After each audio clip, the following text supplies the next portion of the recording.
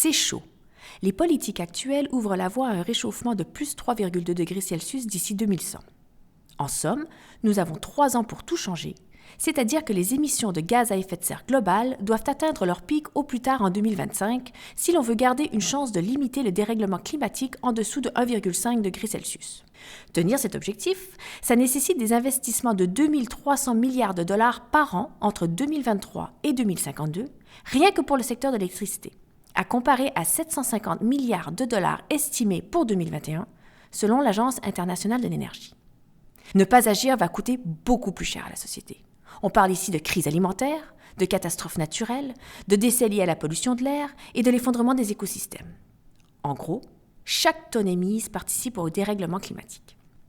Mais, parce qu'il y a toujours un mais, des solutions existent et c'est dans le rapport.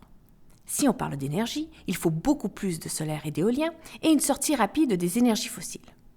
Tenir plus 2 degrés Celsius suppose que l'usage des fossiles diminue drastiquement. Moins 15% de gaz, moins 30% de pétrole et moins 80% de charbon dès 2050. Rien que ça.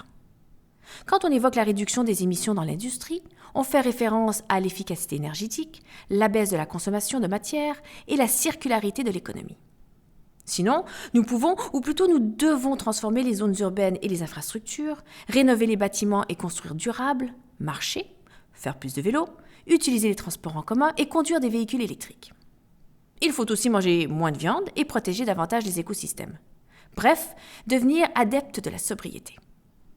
Si vous souhaitez participer à la transition écologique et énergétique, vous pouvez investir dans Sycomore Europe Écosolutions et Sycomore Global Écosolutions.